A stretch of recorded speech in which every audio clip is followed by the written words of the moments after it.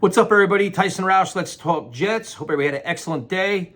It was definitely a wild one as you see the aftermath of the firing of Coach Saleh. And you can also see what analysts and writers and talking heads have no clue what they're talking about when it comes to New York Jets. They like to pile on and fire their hot takes, but I have really no idea what actually goes on week in and week out with the team or over the last couple of years. But whatever. It's interesting to see the Hackett reactions as well because people forget how all this went down. When the Jets first hired Hackett, pretty much every fan and analyst or content creator, amongst the group was just like, this is a mediocre hire. But we also realized that you're coming to a team that had pretty much no quarterback room. You had Zach Wilson, you had a coach on a hot seat. It wasn't like this job was desirable. So the Jets probably had slim pickings to begin with. They settled on Hackett with a hope that they can lure Aaron Rodgers here. Now, the expectation for Hackett was you have him, then maybe Rodgers can actually make him better. But the thing is, the landing of Rodgers, if you're going to land a prominent, established player like Aaron Rodgers, you're going to have to make all kinds of concessions to get him here, especially when you have a losing organization, a coach on a hot seat, and all these different things. So that means give him a bit of power, give him a big say, bring in his own players, bring in his coordinator. If you had to do all these things just to have him consider to come to the Jets, so when he gets here, you're going to make the same concessions, and you have no choice. The Jets were a rudderless ship. So now, last year was the big year where everybody said, okay, let's see what Rodgers can do with Hackett. Maybe they can work together and figure things out, recognizing that Hackett, when he helped Rodgers, wasn't even the primary play caller. So there was legitimate concerns last year. You watched all of last year, and you can make a very good case that everybody should have been fired because it was putrid and embarrassing.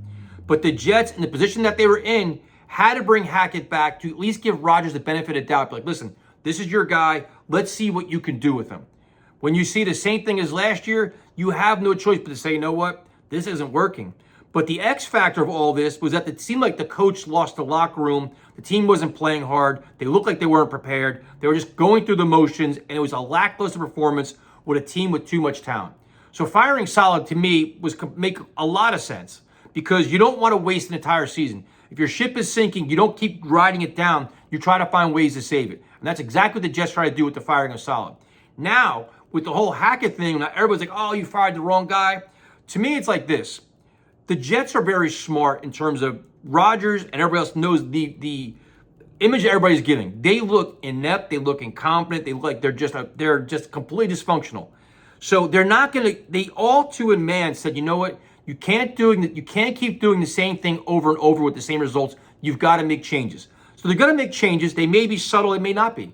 But there are a lot of things you can do to improve the state of this roster and have this team be successful.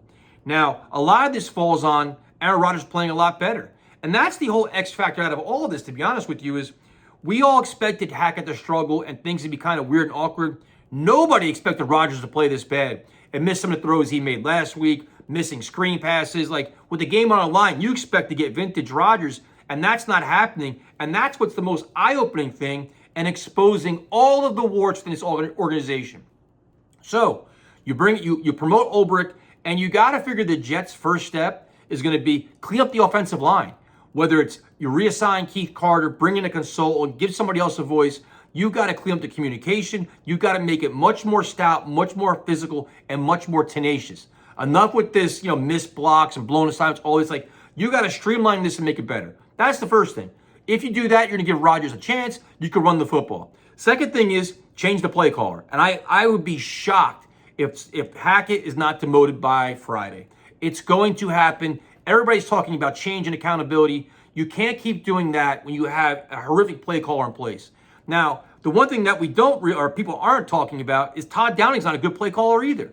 So you're changing your poison. You don't want to go down the Hackett ship or come out with a fresh voice and Downing who says, you know what, maybe I'll learn my lesson here. I will use more emotion. I will change up I'll use some creativity and do things like that, to Braylon and Brees in the backfield. I'll change things up and let's see what we can do here. Or maybe even give Rodgers the biggest voice. I think the problem the Jets had is you get to a point where when you have a head coach in place, guys have probably spoken up in the past and their voice wasn't heard and they probably gave up.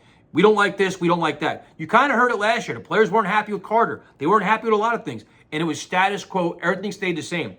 But now with Rodgers running the ship and they're still failing, Now, with the change in head coach, maybe the players' voices will be heard. Maybe the assistant coach's voice will be heard. We say, listen, you know what? We've been trying to do this, but this was in a place. They didn't want to make that change. They're worried about this, whatever, ego.